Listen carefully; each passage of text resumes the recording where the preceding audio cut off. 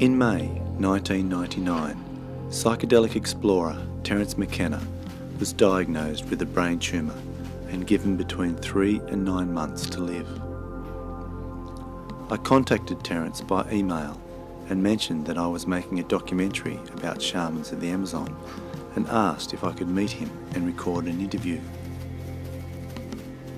Flying back home from the Amazon on December the 9th, 1999, just 4 months before he died, Terence gave me one of his last interviews at his home on the Big Island of Hawaii.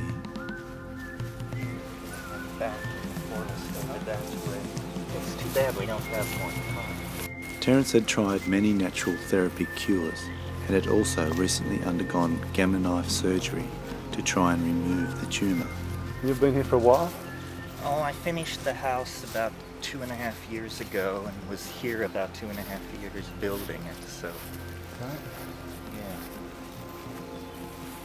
Let me get Christy and.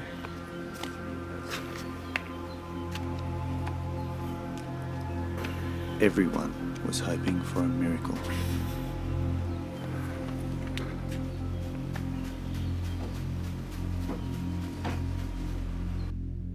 Why do you think governments, most governments in fact around the world, have banned ayahuasca and made most psychotropics illegal?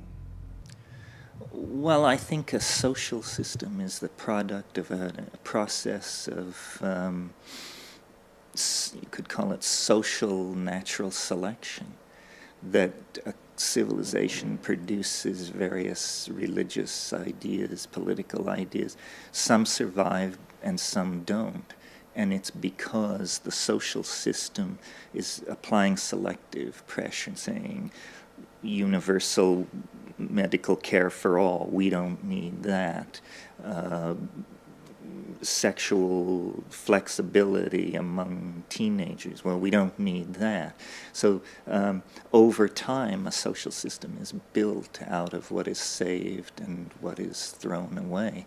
And so when you start putting drugs into a social system that actually promote unusual ideas, you're pushing the most important buttons that a society has, the buttons that shape what it believes about life and death and value and marriage and childbearing and all these things. And so that's very sensitive stuff and inevitably becomes a point of contention. And societies will arm wrestle over that, up to and including putting you away for 20 or 30 years for a half a gram of grass or something. The war on drugs that America's sort of pushing around the world, what do you think the effect is of that, and who's really behind it, do you think? Well, wasn't the struggle against communism a kind of struggle against ideas and who thinks what and who is permitted to believe that people should be paid more than $3.80 an hour for whatever labor they're asked to do and some of this other stuff. So capitalism, if it doesn't have enemies, it will create enemies. It will point out these people or these people.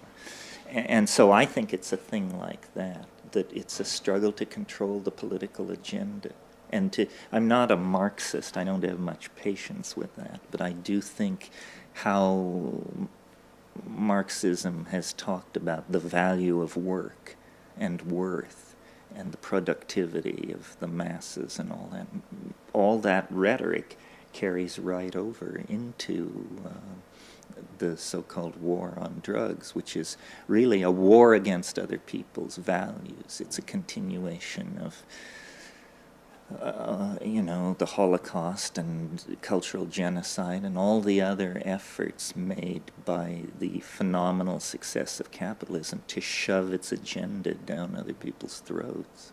What do you feel about the fact that people could be put in jail for 12 years for drinking this stuff? Well, it's a disturbing tendency. I mean, it means that at least the U.S. government has made a decision somewhere to push hard against this, which is always the first strategy. The first strategy is push hard against some trivial thing, cannabis or LSD or something like that. And then once defeated in that strategy. Then there is usually a period of negotiated, an effort to create some kind of negotiated settlement, and then once that fails, there's usually a squaring off, and the issue is minimalized and translated into something trivial, and we move on to the next great social issue. Crazy. It's crazy.